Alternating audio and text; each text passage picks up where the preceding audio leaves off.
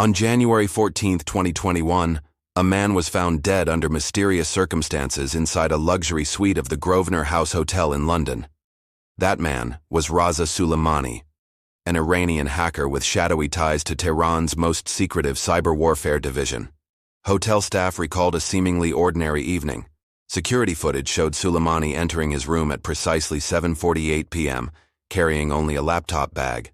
12 hours later, his body was discovered sprawled on the carpet, lifeless, with no visible wounds. Initial reports suggested natural causes.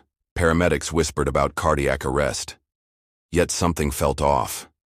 His laptop was missing, his phone wiped clean, and the door showed faint scratches, as though an intruder had bypassed the lock without leaving conventional forensic traces. London police immediately launched a quiet inquiry. Guests were questioned, surveillance combed. But whispers spread faster than facts. Sulemani had enemies. Enemies powerful enough to erase his digital footprint, and perhaps powerful enough to orchestrate his demise on foreign soil. Journalists circled like hawks. Within hours, rumors linked his death to Mossad, Israel's feared intelligence agency. Others claimed it was a double cross from his own Iranian handlers. Neither theory could be confirmed, yet both carried the weight of terrifying plausibility. By dawn, the suite had transformed from a crime scene into a geopolitical stage. Investigators wore gloves, diplomats held phones, and intelligence analysts traced digital echoes across continents. This was no ordinary death. It was a spark threatening to ignite hidden wars. For London, the story was sensational. For Tehran, it was humiliating. For Tel Aviv, it was strategic theater. The world had just witnessed a shadow execution dressed as mystery, and the stage was set for questions that demanded chilling answers. Reza Sulemani was no ordinary hacker. He was the architect of Tehran's most audacious digital campaigns, accused of targeting Western banks, Israeli infrastructure, and even Britain's power grid. His sudden death in London raised questions far beyond a locked hotel door. Every cyber attack he launched represented not just stolen data, but stolen leverage.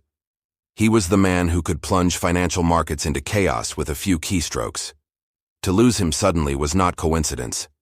It was confrontation, carried out in silence. Intelligence services across Europe scrambled. MI5 wondered if London had just become a silent battlefield.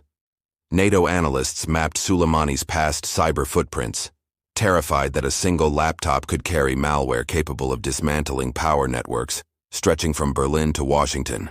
For Iran, Sulemani was more than a technician. He was a soldier without a uniform, a weaponized intellect. For Israel, he was a phantom adversary whose reach extended into their air defense systems and nuclear research facilities. His existence was intolerable. If Mossad was behind his death, it signaled a chilling precedent. Cyber warriors were now as vulnerable as field generals. If Iran eliminated its own hacker, it suggested paranoia and betrayal at the highest levels of the regime. London became the unlikely theater of whispers. Diplomats spoke cautiously, aware that the fallout could strain alliances. A murder or an accident on British soil carried echoes of Skripal and Salisbury. The stakes were no longer academic, they were existential. The incident resonated with chilling clarity. The battlefield was everywhere, the weapons invisible, and the consequences global. The life and death of one Iranian hacker had become a cipher in the grand puzzle of 21st century espionage. Who had crept silently into Grosvenor House that night? Was it a team of seasoned Mossad operatives, executing a mission crafted with surgical precision? Or had Iranian intelligence itself turned on one of its most gifted yet dangerous digital architects? Why was Sulemani in London at all? Was he negotiating with foreign intelligence, seeking asylum, or orchestrating a cyber offensive from neutral ground? Could his death have been the silencing of a man who knew too many secrets? How did the killer leave no fingerprints, no surveillance trail, no definitive clue? Was the absence of evidence proof of professional skill, or deliberate misdirection designed to confuse investigators, sow suspicion, and ignite global blame games between adversarial capitals? Could one hacker truly alter the balance of power? Could a single keystroke rival the detonation of a bomb, a crash of markets, or the blacking out of an entire nation? Was Sulemani's demise a preventative strike against invisible warfare? And perhaps the most chilling question of all, if Sulemani could be erased so quietly, who else might vanish tomorrow? In this hidden war of shadows, is anyone untouchable, or are we all merely pawns waiting for erasure? Reza Sulemani was born on February 3, 1987, in the industrial sprawl of Karaj, a satellite city west of Tehran. His family lived in a modest apartment overlooking smokestacks, where the hum of machinery often drowned out children's laughter. His father worked long hours in a steel plant, hands scarred by molten sparks, while his mother managed a small tailoring shop from their cramped living room. Life was frugal, yet it carried the unmistakable pride of survival within revolutionary Iran. As a boy, Reza showed unusual fascination with wires, radios, and discarded circuit boards salvaged from street markets. Neighbors recalled him hunched over broken devices, resurrecting them with uncanny patience, while his peers preferred football on cracked asphalt courts. School teachers quickly recognized a restless intelligence. Mathematics and physics absorbed him completely. English, too, became his secret tool, learned from smuggled cassette tapes and contraband magazines. It was through this language that he first peered into the vast, unseen digital universe. Iran in the 1990s was a paradox. Censored television and state propaganda contrasted sharply with a generation of youth sneaking dial-up connections to Western chat rooms. Reza belonged to this hidden subculture, one that worshipped connectivity like others worshipped forbidden music. At 14, he built his first rudimentary computer from spare Soviet-era parts scavenged from electronics bazaars. Friends described the contraption as fragile and humming, yet it granted him something priceless: access to forums where hackers shared exploits like modern-day spellbooks. By 15, he was breaching university servers for amusement, not malice. He never stole money then. Instead, he sought recognition, the thrill of anonymity. He signed his intrusions with a digital moniker, Ghost Reza, a name destined to echo far beyond Tehran's borders. His parents never understood the glowing screen that consumed him each night. To them, their son was eccentric, perhaps too bookish, perhaps too distracted. Yet beneath their roof, a prodigy was quietly sharpening tools that would soon alarm governments worldwide. Teenage years were defined by solitude. While others courted romance, Reza courted algorithms. He rarely attended family weddings, choosing instead to map the architecture of firewalls. Loneliness became his companion, obsession his compass, and the internet his boundless battlefield. By the time university beckoned, Sulemani was already legendary in underground Persian cyber forums. Stories circulated of the boy from Karaj who could infiltrate routers blindfolded. His early life had sculpted him into something rare, a weapon shaped by deprivation, curiosity, and rebellion. Reza Sulemani's worldview hardened during his university years at Sharif University of Technology, Tehran's elite cradle for scientists and engineers. Surrounded by brilliance and repression alike, he absorbed the paradox of Iran.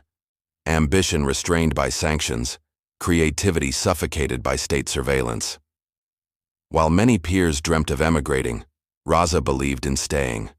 He saw cyberspace as a battlefield where Iranians could level the playing field against stronger nations. His ideology was not purely patriotic.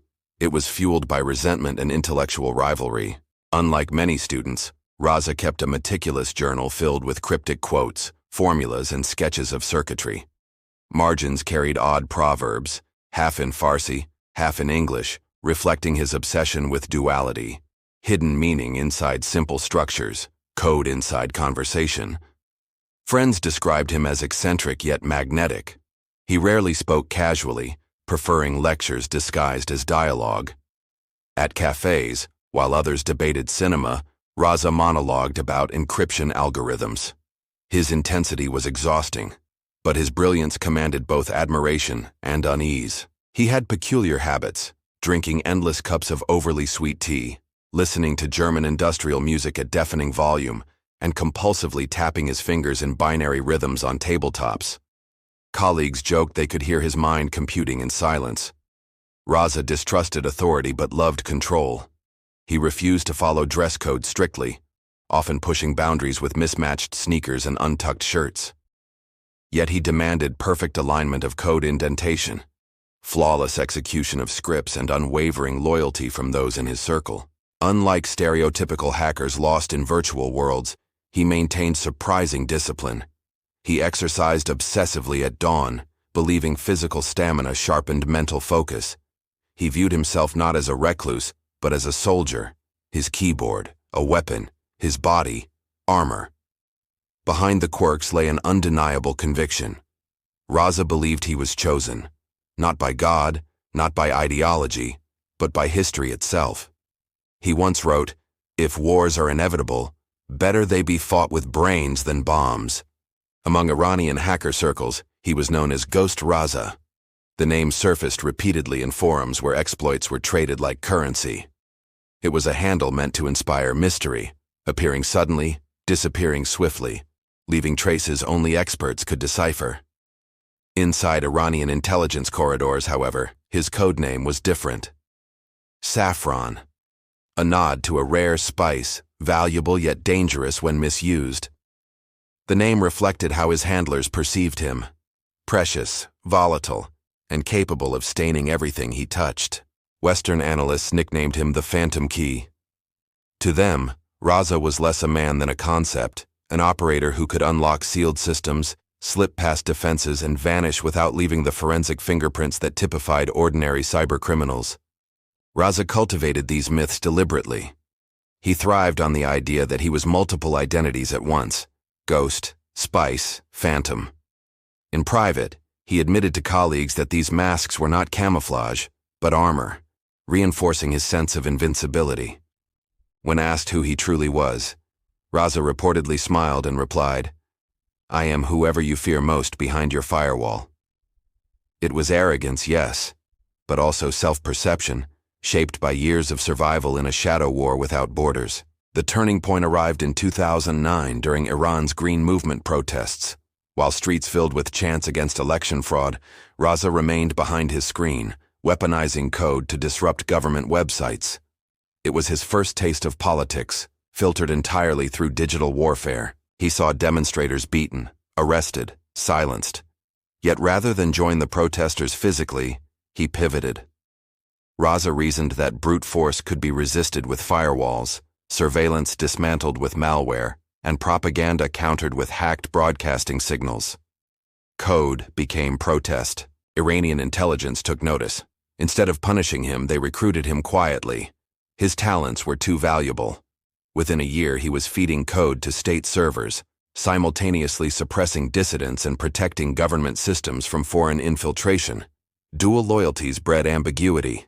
Colleagues whispered he had made a Faustian bargain: serve the state, but on his own terms. Reza rationalized it differently. He believed working inside the system granted him greater freedom to experiment, while shielding him from prosecution or exile. Politics soon fused with personal ambition. He crafted programs targeting Western banks during sanctions, crippling transactions for hours. Each disruption, though temporary, was celebrated as symbolic revenge, proof that Iran's underdogs could harass empires without firing a single bullet. By 2012, his links to the Islamic Revolutionary Guard Corps were undeniable. He attended strategy briefings where uniformed commanders discussed cyber sabotage alongside missile launches. For the first time, Reza felt not like a rogue hacker, but an officer in an invisible army.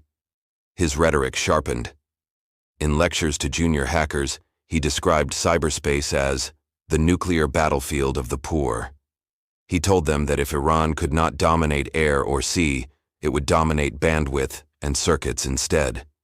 Thus, the young boy from Karaj evolved fully into a political actor. He was no longer just Ghost Reza or Saffron. He had become a sanctioned weapon of the Iranian state, blending personal ego with nationalistic cyber warfare agendas.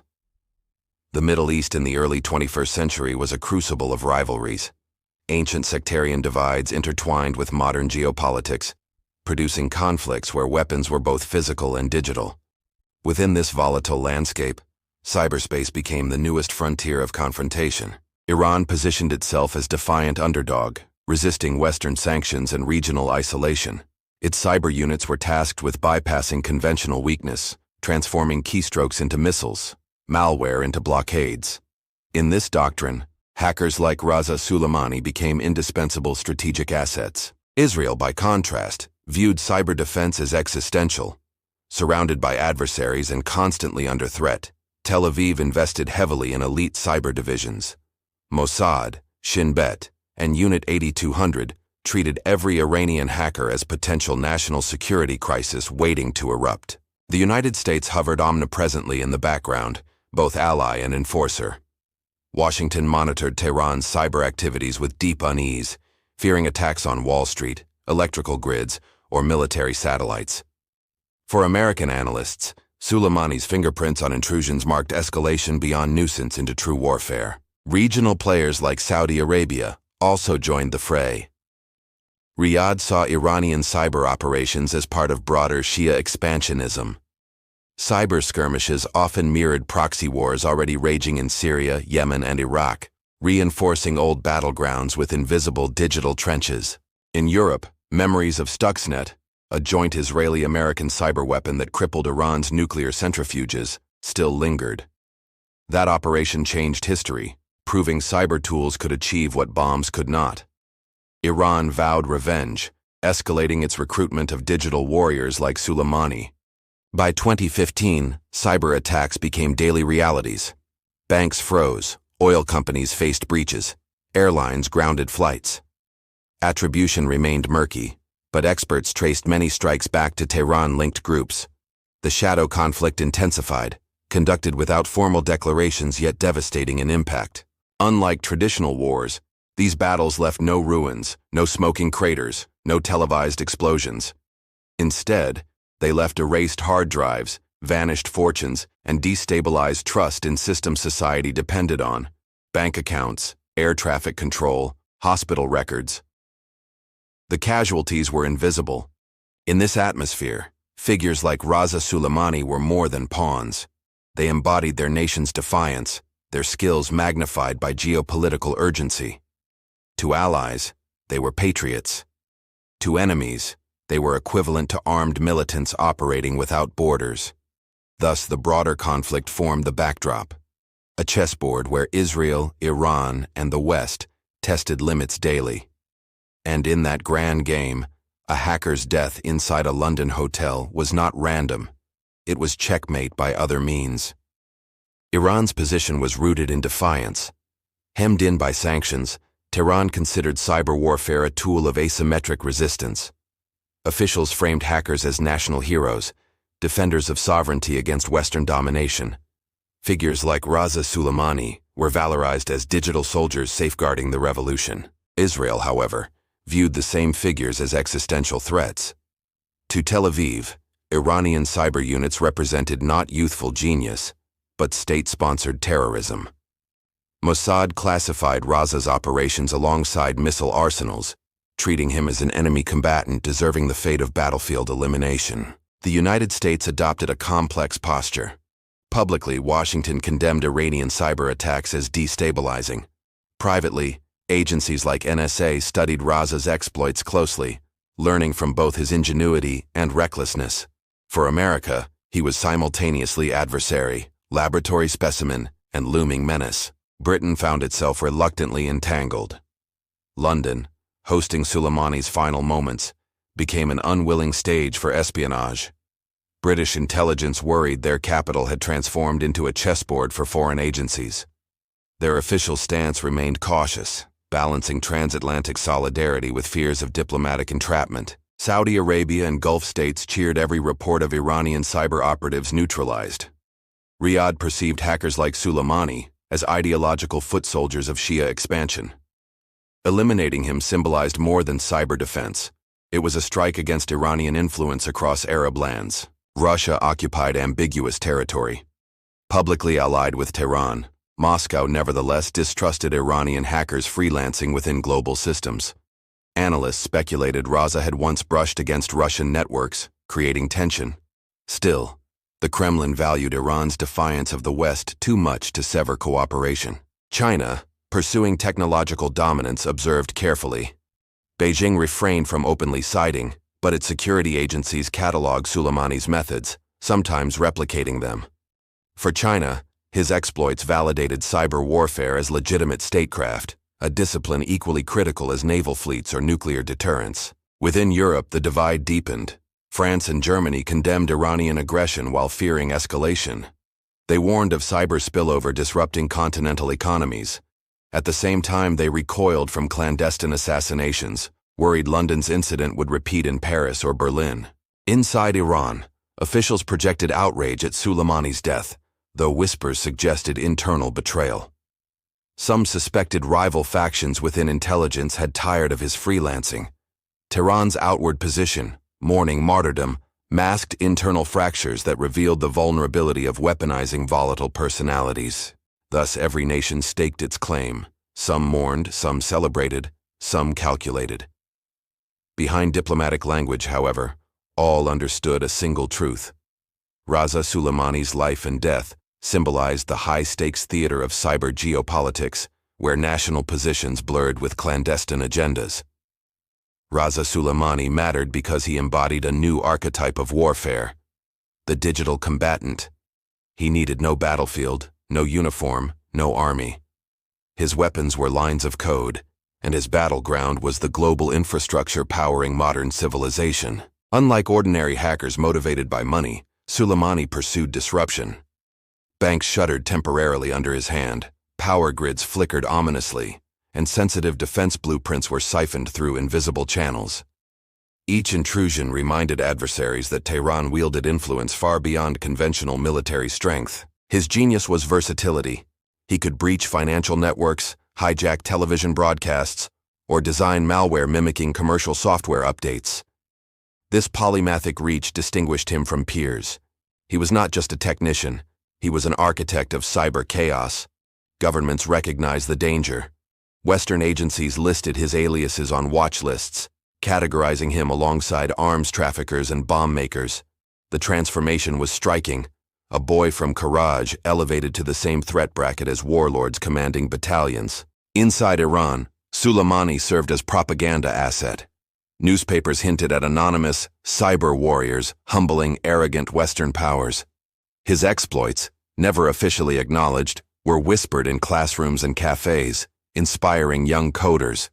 He symbolized defiance, proof brains could challenge bombs. For Israel, he represented nightmare fuel. Reports suggested his malware probed air defense systems near Tel Aviv. Analysts warned that one keystroke could blind radars during a missile barrage. His death, therefore, was perceived as preemptive survival, not vengeance. Economists also felt his impact. Stock markets briefly tumbled after Iranian-linked intrusions. Confidence in digital security, the lifeblood of 21st-century trade, wavered. In effect, Suleimani's presence distorted economies, creating volatility through the mere rumor of his involvement. Diplomatically, he complicated negotiations. Western diplomats feared cyber sabotage could derail delicate talks on nuclear programs. Suleimani's shadow hovered in every conference room, a reminder that agreements signed on paper could be unraveled overnight by unseen attacks. Even intelligence communities begrudgingly admired him. Analysts compared his innovations to cyber art, sophisticated, elegant, destructive. His significance was not only what he did, but what he proved. Individuals could wield nation-level power with nothing more than keyboards and persistence. Thus, Reza Sulemani mattered because he was both symbol and weapon. His existence forced states to reckon with new vulnerabilities. His death was not closure, but warning. A demonstration that cyber warriors had entered the lethal arena of targeted assassinations. Reza Sulemani's earliest brushes with the law were not catastrophic, yet they foreshadowed the storm ahead. At 19, he breached Tehran University's administrative servers, exposing salaries of professors. Officially, authorities labeled it mischief. Unofficially, intelligence recruiters began taking notes.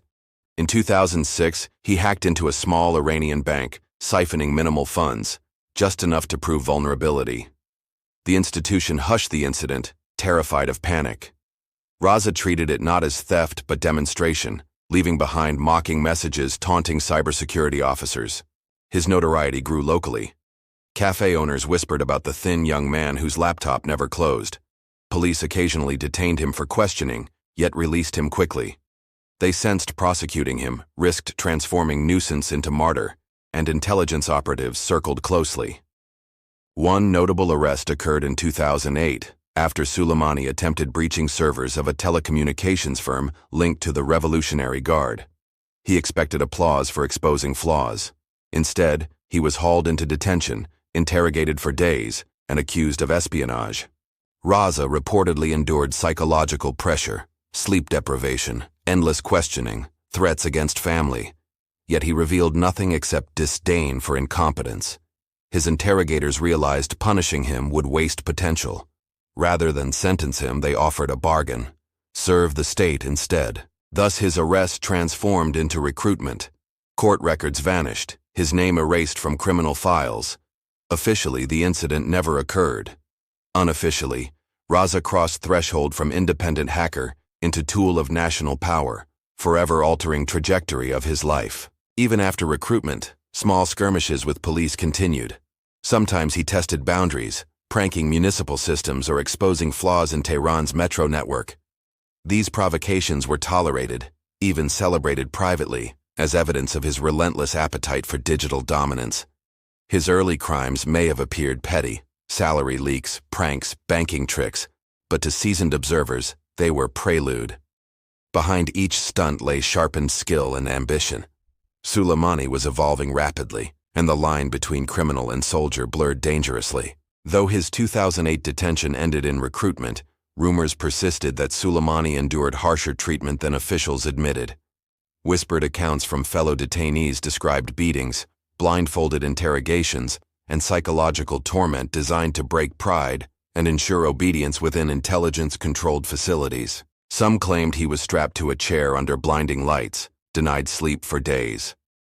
Others recalled his fingernails bruised, his wrists scarred from tight restraints. Physical torture was plausible, yet his torment appeared primarily psychological, calculated humiliation. Reza himself never confirmed details. To colleagues, he made cryptic remarks. Pain teaches loyalty better than contracts. He joked about interrogators as my first teachers, suggesting scars had become instruction manuals guiding his later devotion to cyber militancy. Paradoxically, imprisonment deepened his resolve. Instead of abandoning hacking, Sulemani emerged hardened, convinced survival required aligning with power. If the state demanded obedience, he would deliver, on his terms, while quietly cultivating ambition that extended far beyond Iranian walls. Thus, whether myth or truth, the narrative of torture shaped his legend. He became not merely hacker, but survivor, tempered by darkness, sharpened by suffering, and molded into a weapon governments would both fear and ultimately seek to eliminate. Following his coerced recruitment, Reza Sulemani gravitated toward clandestine circles within Iran's intelligence apparatus. Officially, he was attached to a cybersecurity research wing. Unofficially, he was assigned to operations cells that blurred distinctions between defense, espionage, and offensive cyber aggression. By 2010, he collaborated with the Islamic Revolutionary Guard Corps, Cyber Unit 13. This group specialized in targeting regional adversaries, launching denial-of-service campaigns, and probing foreign utilities. Reza quickly rose from junior recruit to lead architect of experimental malware projects. Yet Sulemani disliked subordination.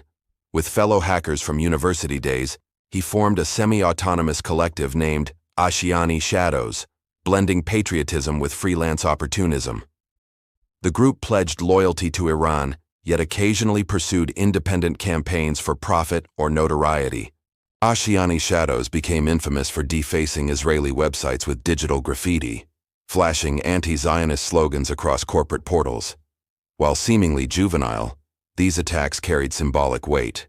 They demonstrated Iranian hackers could breach foreign systems effortlessly, planting psychological seeds of vulnerability.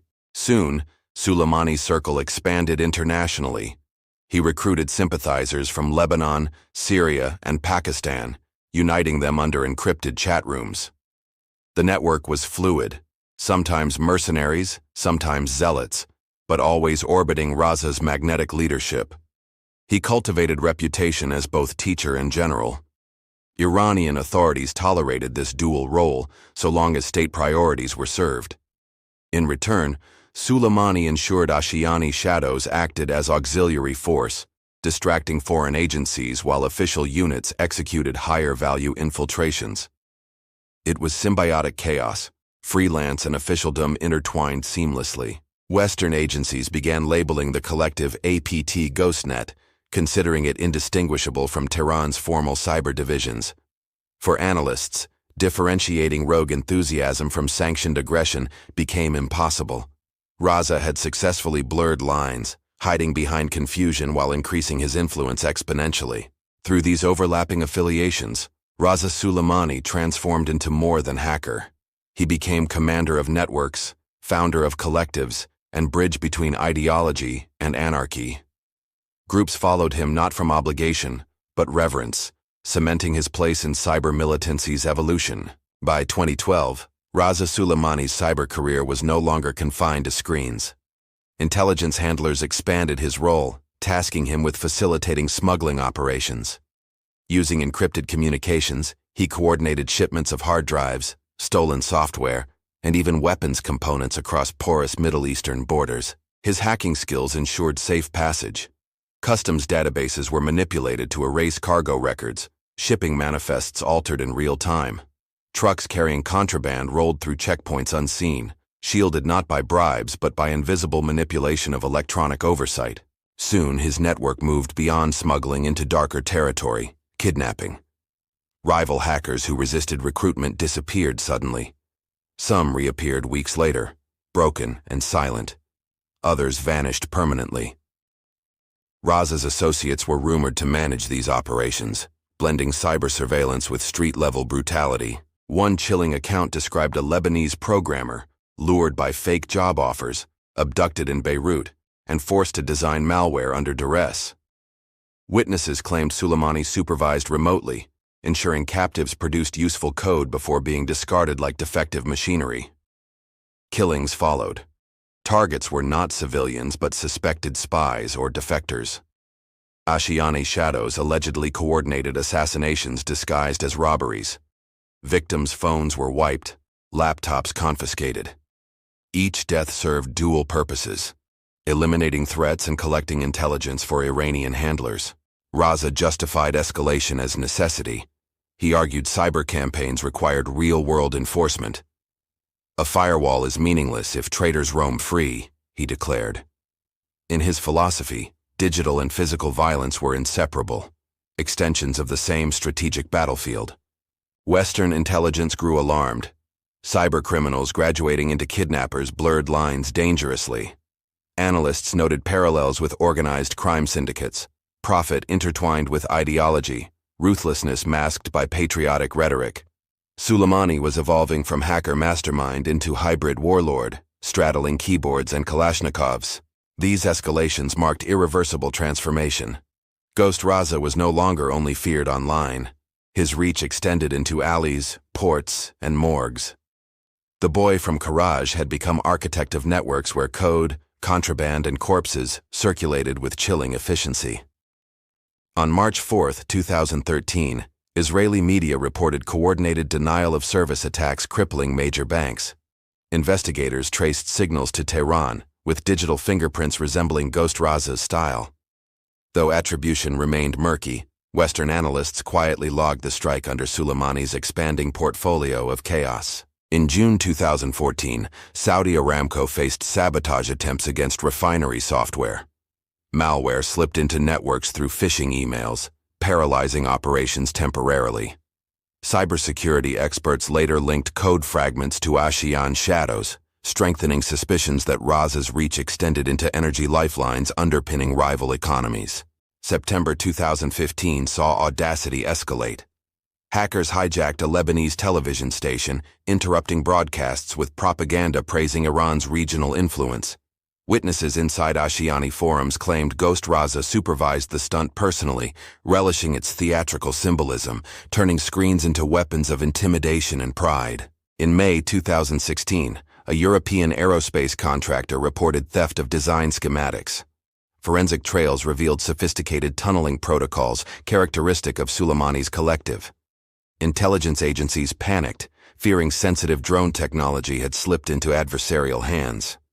Once again, Ghost Reza's legend deepened with alarming credibility. By August 2017, kidnappings emerged. A Syrian software engineer vanished after criticizing Iranian hacking groups online.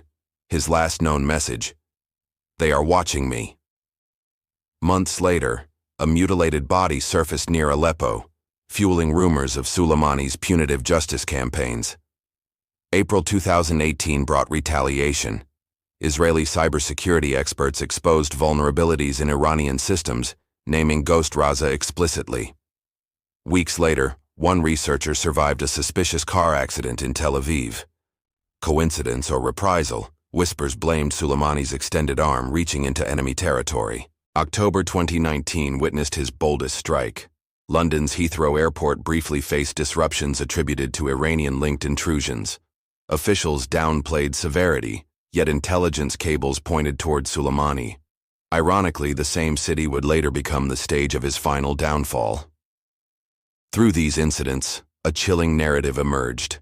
Suleimani's operations were neither random nor isolated. Each attack escalated complexity, geographical reach, and ruthlessness. By 2020, Ghost Reza had graduated from nuisance to global menace, placing himself firmly within Mossad's crosshairs. By 2020, Reza Suleimani's digital fingerprints were etched across continents. American banks, Saudi oil facilities, and Israeli defense systems all bore scars of his intrusions. Western agencies stopped treating him as a nuisance. They classified him instead as a strategic-level adversary. The U.S. Treasury formally designated Suleimani in June 2020 under Executive Order 13694, freezing assets and banning transactions. His aliases, Ghost Reza, Phantom Key, Saffron, appeared in official sanction lists, elevating him from underground myth into bureaucratic reality of international law enforcement. Israel's Mossad circulated internal dossiers warning field agents of Suleimani's evolving capabilities. Unit 8200 classified him as Priority Code Red, placing his image alongside high-ranking military commanders. The implication was clear. This hacker posed a threat equivalent to missiles. In London, MI5 distributed memoranda labeling him potential destabilizer. British intelligence feared his presence on European soil could compromise NATO networks. They speculated his travel to Europe signaled recruitment efforts, data theft missions, or covert meetings with hostile state representatives. Interpol notices followed, though diplomatic sensitivities complicated cooperation. Iran never admitted Suleimani's official role, portraying him as private citizen. This plausible deniability frustrated foreign agencies, allowing him to cross borders under various passports, shielded by layers of bureaucratic ambiguity. Western cybersecurity firms, meanwhile, placed Suleimani on corporate blacklists. His techniques appeared in threat advisories circulated to Fortune 500 companies. To CEOs and bankers, Ghost Reza became shorthand for systemic risk, his name invoked in boardrooms far from Tehran's alleyways. For Iranian state media, however, he was martyr in waiting. Articles spoke vaguely of young patriots defending digital frontiers. His identity was never confirmed publicly, but subtle hints made clear to insiders that Suleimani was centerpiece of this narrative. His notoriety ensured relentless surveillance. CIA, MI6, and Mossad analysts scoured forums for his handles. They mapped his social connections, tracked his pseudonymous emails, and triangulated activity spikes. Each time he resurfaced online, alerts reverberated across intelligence networks like sirens. By late 2020, the picture was unmistakable. Suleimani was no longer untouchable hacker hiding in shadows. He was hunted man, elevated onto lists usually reserved for arms dealers, terrorists, and war criminals. His days of anonymity had expired. Thus, the path converged toward inevitability. The higher his profile rose, the more pressure mounted for elimination. For adversaries, his capture seemed impossible. For Mossad, however, impossibility had never been acceptable. Ghost Reza had entered the most dangerous list of all, targets marked for death. The first attempt came quietly in February 2018, long before his London demise. Reports suggest Mossad agents planted malware within his personal laptop via compromised USB drives. The device overheated, sparking minor explosions, Sulemani escaped unharmed, interpreting the sabotage as professional greeting. In December 2018, while attending a clandestine meeting in Istanbul, he narrowly avoided a car bombing. Witnesses described a sedan detonating prematurely, killing 2 bystanders. Turkish investigators found remnants of Israeli-made explosives. For Sulemani, survival deepened paranoia, yet reinforced his myth. A year later, whispers circulated of poison. During a trip to Beirut, he fell violently ill after dining with supposed allies. Doctors suspected toxin exposure, though no traces remained. Sulemani recovered, dismissing it publicly as food poisoning, privately suspecting Mossad. In mid-2019, Iranian security allegedly intercepted a drone strike plot near Mashhad. Intelligence officials claimed an Israeli drone hovered above safe houses linked to Sulemani. Though Tehran downplayed the story, internal reports confirmed his movements were being tracked relentlessly across borders. Even cyber assassination was attempted. Ghost Reza once logged into secure servers, only to trigger hidden malware designed to fry his system and ignite his equipment. He recognized the trap instantly, severing connections. It was assassination by keyboard, thwarted by instinct. Each escape inflated his reputation. Followers saw him as untouchable, destined. He too believed survival marked him chosen. Yet paranoia consumed him. He stopped trusting food, insisted on scanning hotel rooms, and rotated apartments weekly. His life became fortress of suspicion. Iranian handlers grew uneasy. Protecting him drained resources, while his recklessness invited attention. Yet eliminating him internally risked backlash. Thus, Sulemani drifted between guardianship and expendability, a dangerous pawn both shielded and exposed by conflicting Iranian factions. Western agencies observed closely. For them, repeated survival suggested intelligence leaks, perhaps even double agency. How else could he anticipate strikes? Mossad doubled efforts, convinced fate demanded persistence. Assassination was no longer a question of possibility. It was inevitability awaiting perfect stage. By 2020, he had survived bombings, poisonings, drones, and cyber traps. Each failure intensified resolve among adversaries. Ghost Reza's survival became unacceptable embarrassment to Mossad's reputation for efficiency. His name moved higher on operational agendas, circled in red ink, unfinished business. Thus, assassination attempts were not deterrents, but preludes. They foreshadowed a final strike that would neither misfire nor miss. The stage for his demise was set not in Tehran nor Beirut, but within the heart of London's luxury. By late 2020, every intelligence bulletin carried the same refrain. Reza Sulemani's survival was temporary. He had dodged bombs, poison, drones, and digital traps, yet no adversary doubted the clock was ticking. His legend grew, but so did inevitability. Mossad operatives refined dossiers. They mapped his routines, cataloged safe houses, traced pseudonyms. Each failed attempt was not setback, but rehearsal, sharpening precision. His arrogance, believing himself invulnerable, made him careless. Invisibility was fading. The hunter's patience was nearing conclusion. Iranian whispers added another layer. Some factions viewed him liability, too independent, too famous. Rivalries within Tehran ensured fewer protections. Rumors suggested doors were left unlocked intentionally, schedules leaked quietly, as if preparing him for sacrificial removal. Analysts worldwide sensed approaching climax. His name surfaced repeatedly in chatter predicting London theater. The city, neutral ground, yet saturated with surveillance, promised both spectacle and plausible deniability. For intelligence planners, the stage was irresistible, the script already written. Thus, inevitability hovered like storm cloud. Ghost Reza was living on borrowed keystrokes, his story less about whether he would die but precisely when, where, and how. The answer came inevitably beneath the chandeliers of a London hotel. On January 10, 2021, 3 passengers boarded El Al Flight 317 from Tel Aviv to Paris. Their passports bore names of businessmen attending trade meetings. In reality, they were Mossad operatives, traveling light yet carrying invisible arsenals of deception. From Paris, they split. One continued to Amsterdam, another to Zurich. the last directly to London on British Airways Flight 436. This dispersion was intentional, preventing pattern recognition. Each arrived staggered, converging silently upon the city's sprawling sprawl. Their aliases were carefully curated. One appeared as a technology consultant, another as a medical researcher, the third as mid-level banker.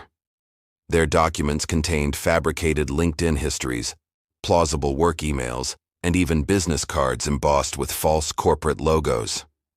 By January 12th, the trio regrouped discreetly at a cafe near Paddington Station.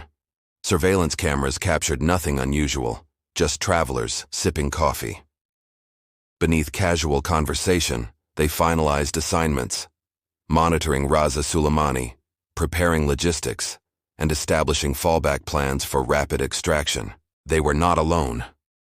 Additional support cells arrived via budget flights from Milan and Madrid, blending into tourist crowds. Some lodged in hostels, others in boutique hotels. London's anonymity was perfect camouflage, a sea of accents masking operational footprints. Every operative carried encrypted devices disguised as ordinary smartphones. Messages arrived through innocuous apps, weather forecasts, recipe updates, that concealed mission directives. The city's digital noise cloaked their movements, ensuring no signal betrayed coordination.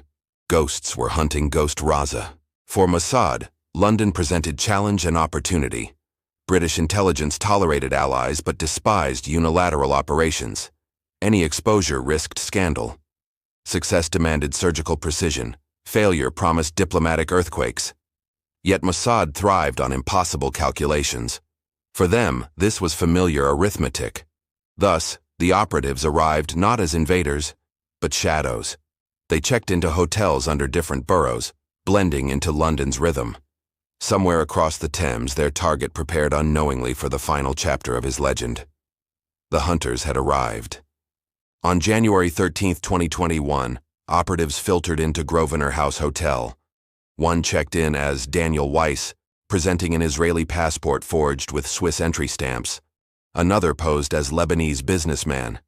Their rooms were strategically selected, 2 floors above Suleimani's suite. The third operative never registered. He rented an Airbnb nearby, overlooking Hyde Park. From there, he managed digital surveillance, intercepting Wi-Fi traffic and triangulating Suleimani's devices. Every keystroke Reza typed in London rippled into Mossad's encrypted channels. Hotel staff remembered nothing unusual. The operatives tipped generously, dressed impeccably, and carried luggage indistinguishable from tourists. In reality, those suitcases concealed tools, fiber optic cameras, lockpicks, chemical vials disguised as toiletries. Appearances were the camouflage, normalcy the disguise. Surveillance began immediately. Operatives tracked Suleimani's patterns: breakfast at 9:15, long evening walks, phone calls at midnight. They noted deliverymen entering his suite, cataloged food preferences, even measured how long elevators paused between his departures and returns. Nothing escaped documentation. Cameras were planted subtly. A fire alarm housing concealed pinhole lens trained upon corridor outside his room. Another camera hid inside hotel plant decor near elevators. Each feed streamed into laptops disguised as open travel itineraries inside briefcases. Digital surveillance proved equally revealing. Operatives intercepted encrypted calls Reza placed to contacts in Tehran. Though contents remained scrambled, metadata betrayed urgency. Multiple late-night conversations hinted he feared betrayal. Ironically, paranoia made him predictable. Every night he sought reassurance from handlers. By evening of January 13th, Mossad had complete blueprint. Suleimani's routines, vulnerabilities, and psychological state. They knew his suite's dimensions, his preferred water brand, even his insomnia cycles. Precision replaced uncertainty. The prey's patterns became cage-tightening silently around him. Thus, the surveillance phase concluded. Operatives were no longer learning, they were preparing. The hotel's chandeliers glowed innocently overhead, while beneath their light, a script of death advanced inexorably toward final rehearsal. Suleimani was living his last unknowing hours. January 14, 2021, dawned quietly over London. Rain streaked Grosvenor House windows, masking the city in gray. Inside Suite 427, Reza Sulemani stirred late, rising past 10.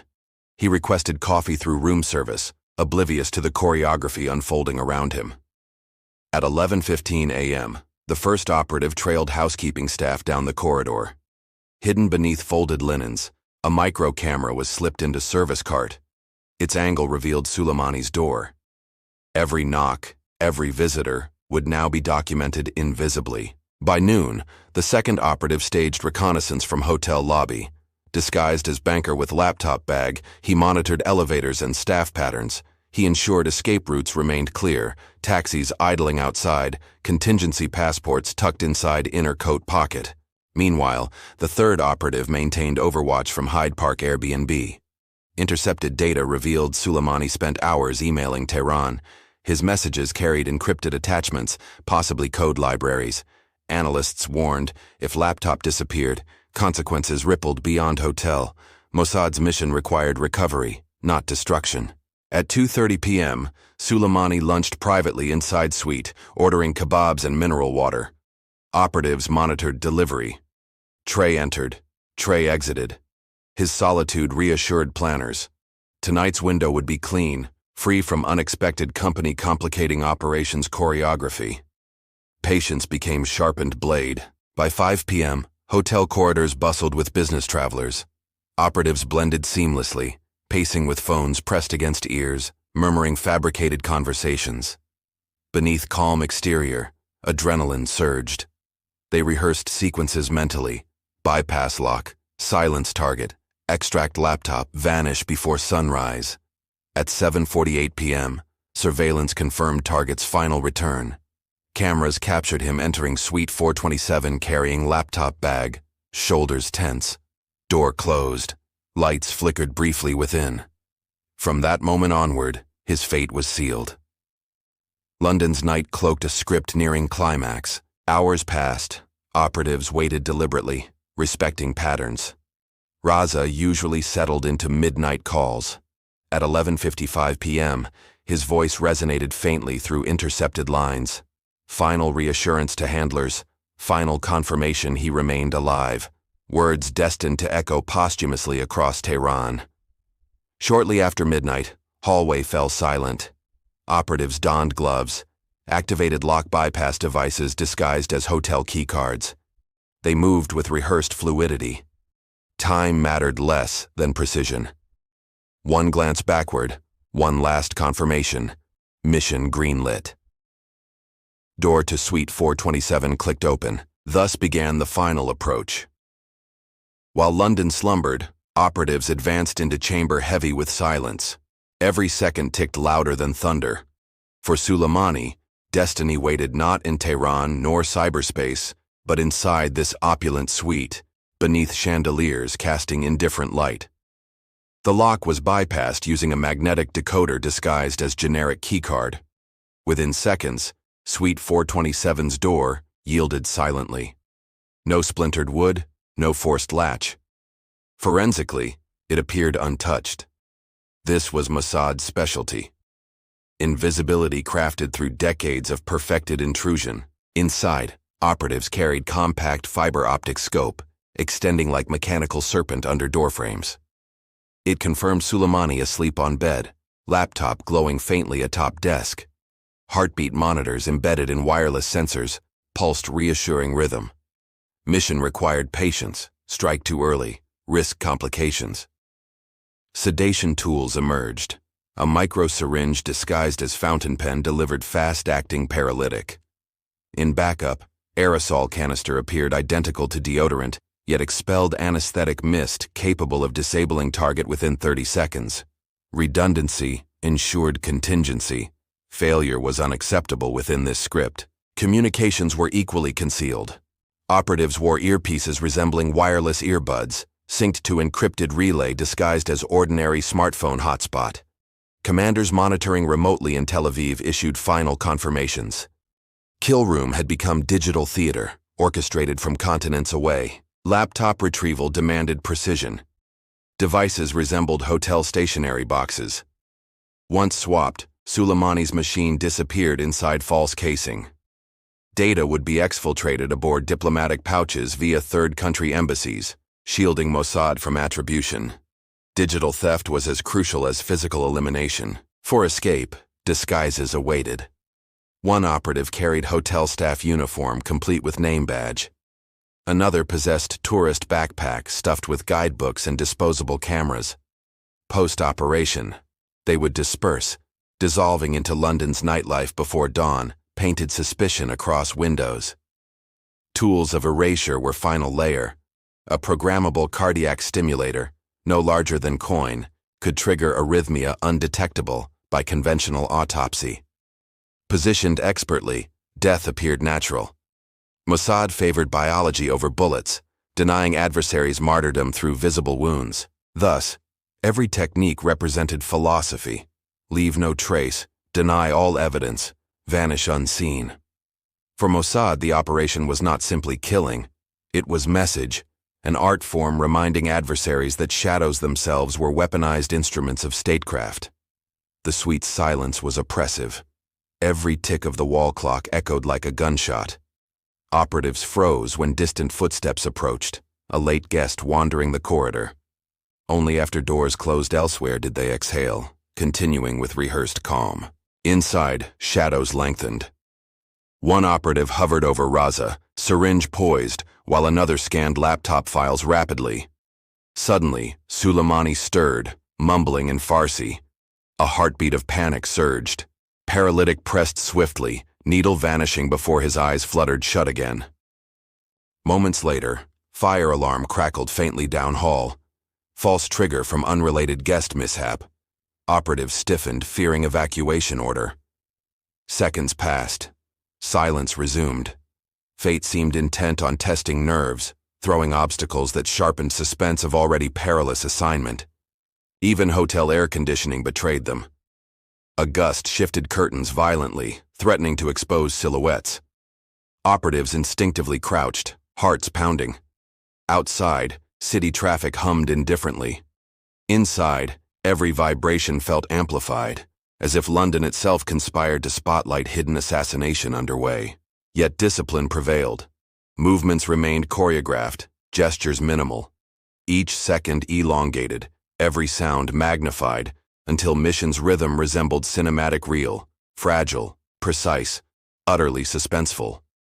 Death's orchestration advanced invisibly, balanced precariously between exposure and flawless execution. Ghost Reza's final curtain call neared inexorably. At 12:42 a.m., the paralytic coursed fully through Suleimani's veins, his breathing slowed, chest rising shallowly. Operatives positioned cardiac stimulator discreetly against ribcage. A subtle pulse triggered arrhythmia. Within minutes, his body surrendered, heart silenced without blade, gun, or trace. No struggle marked the scene. His hands rested naturally, expression neutral. Laptop vanished into disguised case. Operatives repositioned bedding slightly, crafting tableau of exhausted man succumbing quietly to sleep. Death was staged, clinical, almost respectful in appearance. Minutes stretched deliberately. Monitors confirmed absence of heartbeat. Gloves retrieved stray hairs, sanitized doorknobs, realigned furniture. Window curtains adjusted precisely as earlier. Suite regained pristine banality, betraying nothing of intrusion. Only silence testified that life inside had ended. At 1:03 a.m., operatives departed corridor casually, blending with midnight travelers returning late. Surveillance devices retrieved swiftly, evidence erased. Hotel cameras showed only guests moving through hallways. No alarms, no suspicion, only ghosts vanishing seamlessly into London's nocturnal tide. Thus ended Ghost Reza. His final minutes were not heroic battle, but silent erasure, engineered to mimic natural death. For Mossad, it was flawless conclusion. For Tehran, it would become mystery. For history, it was assassination masquerading as accident. At 10:07 a.m., January 14, 2021, a housekeeper unlocked Suite 427. Expecting discarded towels and half-finished breakfast, she instead discovered Reza Sulemani collapsed beside bed, motionless. Shock rippled through her scream, echoing across hallway into startled morning quiet. Hotel management responded swiftly, summoning paramedics. Within minutes, medical technicians swarmed suite. Initial checks confirmed absence of pulse. To untrained eyes, scene appeared mundane. A middle-aged man succumbing quietly to natural causes inside opulent surroundings. Nothing immediately screamed foul play. Police officers arrived, cordoned area. Guests whispered curiously in corridors, speculating heart attack, overdose, perhaps exhaustion from business travel. Staff recalled him as polite, quiet, solitary. His foreign accent sparked curiosity, yet no one imagined geopolitical storm brewing silently. Detectives searched superficially. Luggage contained clothing, toiletries, and mundane papers. Missing laptop raised questions, though absence was attributed initially to theft or misplacement. Nothing suggested assassination. Case notes recorded sudden unexplained death, an entry that would later ignite global intrigue. Thus began unraveling. What appeared routine tragedy concealed invisible operation. Body carried away under white sheets. Journalists gathering outside hotel gates. London awoke unknowingly to stage where espionage, politics, and mortality converged beneath crystal chandeliers of Grosvenor House. The body of Reza Sulemani was transferred to Westminster Mortuary under discreet police escort. Forensic pathologists began examination within 24 hours, expecting straightforward cardiac failure. Instead, they encountered perplexing details. Absence of prior medical history, yet sudden absolute cessation of cardiac rhythm. Toxicology screens revealed nothing.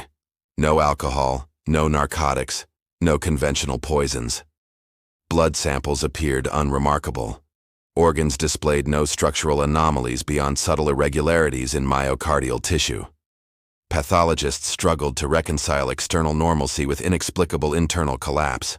Suspicion quietly flickered. Microscopic inspection revealed minute electrical burns along cardiac fibers, consistent with artificially induced arrhythmia. Yet absence of devices complicated conclusions.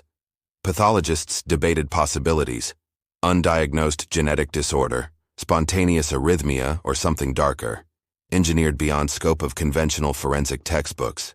British authorities issued preliminary statement: sudden cardiac arrest. Yet privately, investigators noted incongruities. Healthy man, aged 33, no risk factors. His death aligned too neatly with profile of targeted killing, staged meticulously to masquerade as natural demise. The report's ambiguity fueled speculation. Was this medical mystery, divine misfortune, or deliberate assassination cloaked beneath scientific uncertainty? Autopsy provided no closure. Instead, it deepened intrigue, positioning Suleimani's corpse as battleground where medicine collided with espionage's invisible hand. Scotland Yard investigators combed through Grosvenor House surveillance.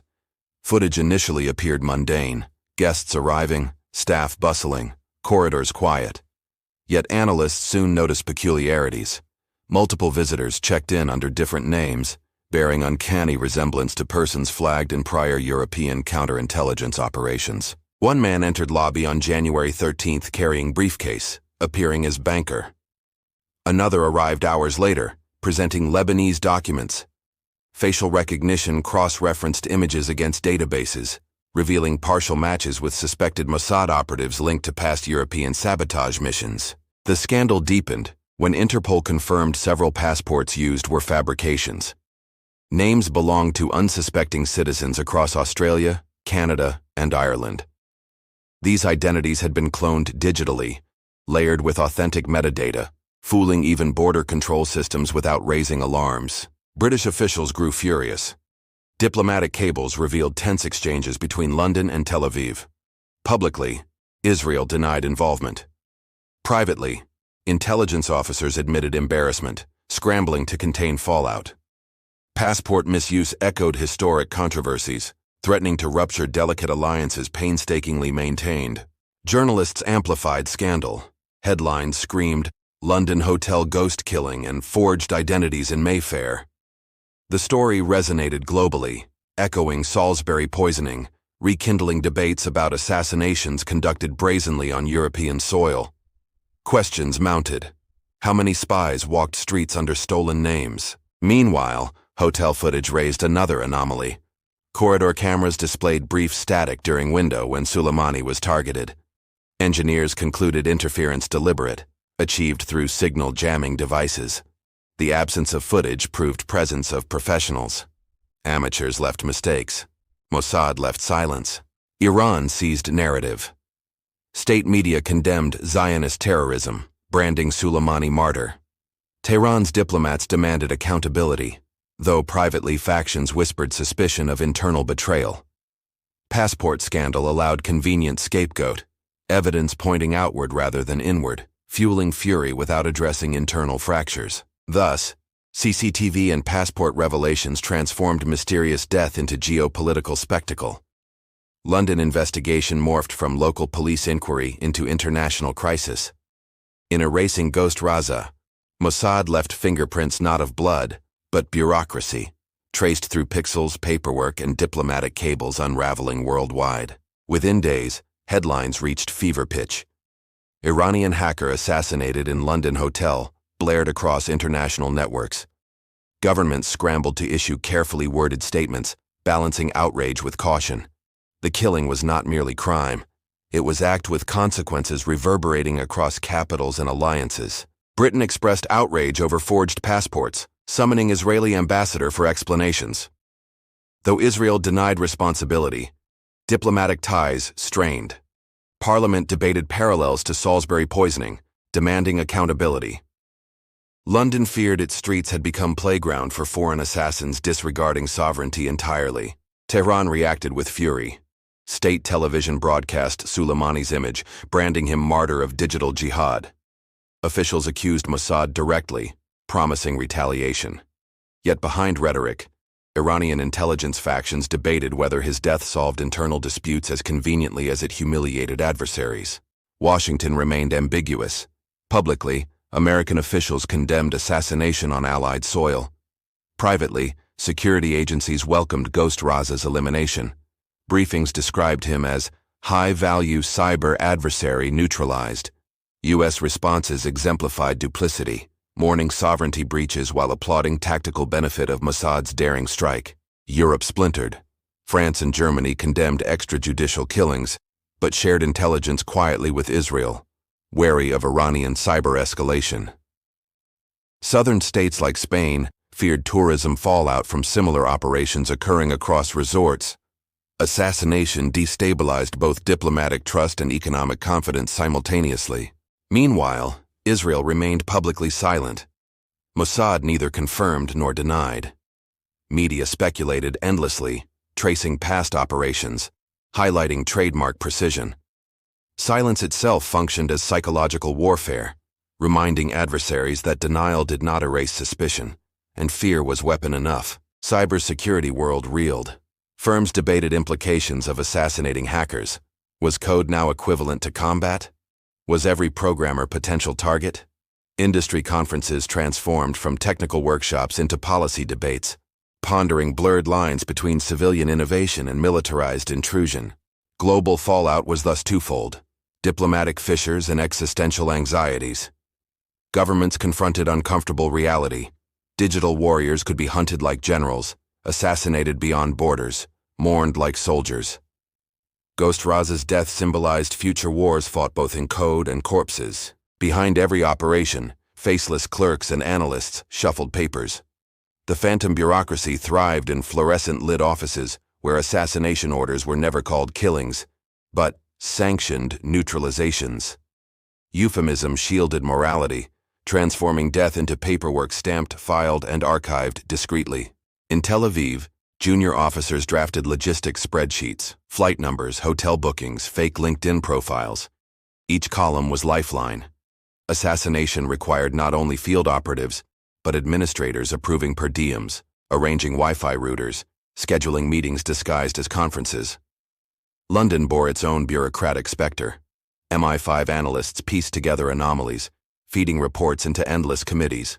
Layers of authorization slowed response, ensuring by the time suspicions crystallized, operatives had vanished.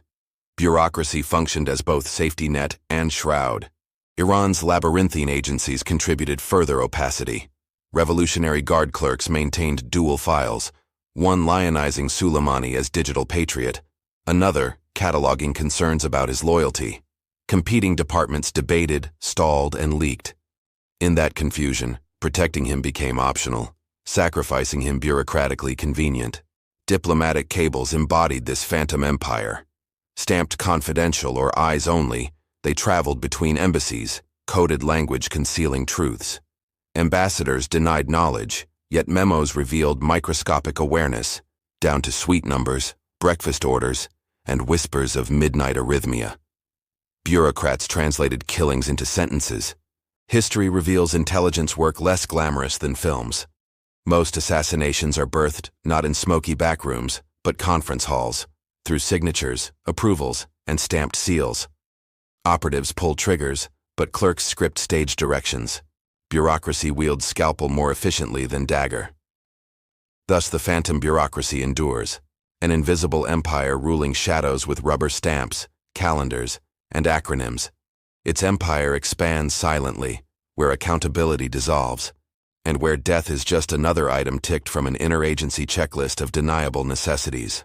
Beyond bureaucracy stood the legions, elite operatives sculpted into myth. They were not soldiers in uniforms but archetypes, the Watcher, the Ghost, the Needle. Each name described skill set, each skill set became legend, whispered across intelligence communities like campfire tales. The Watcher specialized in surveillance. His eyes lived inside cameras, reflections, and shadows. He memorized patterns, cataloged rhythms, predicting movements before targets knew them. Without him, assassinations were blind.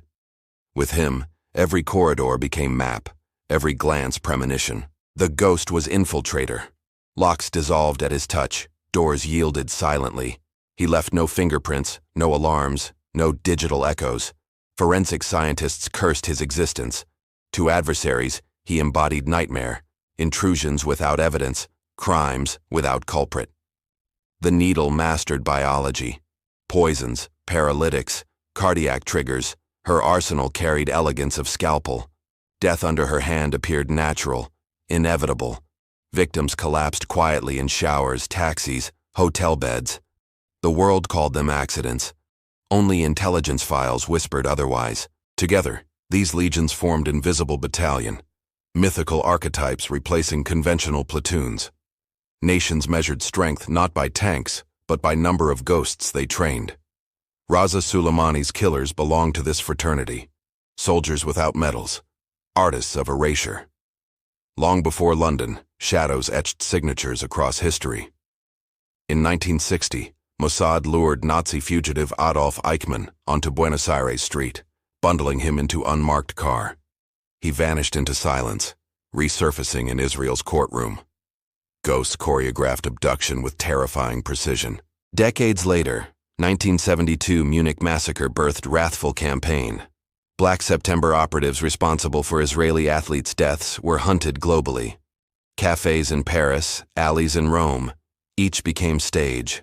Bullets struck suddenly, assassins dissolving before sirens arrived. Justice blurred into vengeance. In 1988, Tunis suburb echoed with explosion. Khalil al-Wazir, Palestinian commander, was gunned down in his villa. His bodyguards incapacitated, his family stunned. Operation showcased surgical entry, merciless efficiency, and escape routes threaded perfectly through Mediterranean shadows. The 2000s brought Stuxnet, digital specter dismantling Iranian centrifuges. No operatives stormed facilities. Instead, code infiltrated quietly, spinning uranium machines into self-destruction. Ghosts had transcended bullets, proving warfare required no explosives when malware masqueraded convincingly as routine industrial commands. Dubai, 2010. Mahmoud al-Mabhouh found dead in luxury hotel. Passport scandal erupted. CCTV revealed team disguised as tennis players, businessmen, tourists. They moved with mechanical elegance, vanishing hours later. Scene foreshadowed Sulemani's fate, a London suite replaying earlier choreography under different chandeliers. Each mission echoed style: swift entry, invisible violence, plausible deniability. Mossad's mythology was constructed not by rumor alone, but by chilling consistency. Every operation ended with question marks. Every victim folded into shadows. Truth remained deliberately unresolved. Thus, Suleimani's demise was not anomaly, but inheritance. Ghost Reza's death became latest stanza in long ballad of covert eliminations. Old missions whispered context, reminding world that shadows never retire. They merely await next stage, next target, next legend. Behind every operative stood architects, politicians, generals, spy masters. They were the gods behind curtains, pulling strings while never touching weapons. Their power was bureaucratic, their morality negotiable. They sanctioned killings with signatures, reducing lives into abstractions measured against geopolitical spreadsheets. These leaders rarely saw corpses. They consumed intelligence like quarterly reports, deaths like fiscal outcomes. Failures were scapegoated, successes hidden. Each assassination proved less about justice than theater, reminders to rivals that shadows could reach anywhere, anytime, without consequence. Thus, flawed puppet masters authored destinies. Suleimani's erasure was not anomaly, but calculation. His killers were executors, not authors. True responsibility rested with gods behind curtains, unseen, unaccountable, yet terrifyingly human in their cold, calculated orchestration of mortality. Reza Sulemani's body returned to Tehran under heavy guard. Official ceremonies framed him as martyr, digital warrior slain by Zionist hands. Crowds gathered, chanting defiance. Portraits adorned banners. Funeral transformed from mourning into propaganda theater. Grief weaponized into nationalist spectacle. Clerics delivered fiery sermons. They praised Ghost Reza as soldier defending Iran's dignity against foreign domination. State television broadcast endlessly, looping images of coffin draped in flags. His death was less personal tragedy, more symbol of defiance. For Suleimani's family, grief mixed with fear. Surveillance officers attended burial, ensuring silence about controversies. Mother wept publicly. Father spoke little. Personal sorrow dissolved beneath staged ceremony, their son's humanity overwritten by state narrative of sacrifice. Politically, impact was immediate. Iranian parliament issued condemnations, hardliners demanded retaliation. Cyber units accelerated recruitment, promising vengeance in code. His absence created vacuum, but rhetoric transformed it into rallying point. Ghost Reza's funeral became recruitment poster for next generation. Globally, intelligence agencies braced for reprisals. Western networks heightened alerts, fearing retaliatory intrusions. Analysts noted chilling irony. Suleimani's death multiplied influence. In dying, he became larger symbol, proof hackers could achieve martyrdom once reserved for generals and guerrilla fighters. In the months after his death, Tehran reorganized cyber units. Competing factions vied for control of networks Suleimani once commanded. His absence created both vacuum and opportunity. New leaders emerged, yet none possessed his charisma or mythic aura. Globally, Suleimani's assassination redefined battlefield rules. Intelligence agencies debated precedent. If hackers could be hunted like generals, where was line between civilian coder and combatant? International law faltered, leaving cyberspace governed by shadows rather than treaties. Israel quietly celebrated elimination, though officials never confirmed role. Analysts judged operation tactical success, but strategic gamble. Each strike against adversaries birthed fresh recruits, fueled propaganda, and escalated invisible wars. Suleimani's erasure silenced him, but amplified movement he embodied. For cybersecurity industries, legacy was sobering. Firms cited Ghost Reza's exploits as case studies, warning corporations that keystrokes rivaled bombs. Training programs multiplied, governments invested billions. Ironically, his life's work, destabilization, forced world into strengthening digital defenses, fulfilling prophecy of warfare's evolution. Ultimately, long-term consequences transcended one man. His legend fueled rivalries, sharpened doctrines, blurred lines of morality. Suleimani's death marked inflection point. Proof assassinations would target not only generals or scientists, but also programmers who weaponized code as instruments of war. In the end, Reza Suleimani's death changed little in the grand scheme of geopolitics. Iran and Israel remained adversaries, sanctions endured, cyber skirmishes multiplied. Yet his assassination exposed unsettling truth. Digital warriors were now as mortal, vulnerable, and hunted as field commanders. The operation reminded world that espionage was never abstraction. It bled into hotel suites, autopsy tables, and diplomatic corridors. Governments denied, journalists speculated, bureaucrats stamped memos. Behind theater, shadows thrived, blurring boundaries between justice, vengeance, and necessity.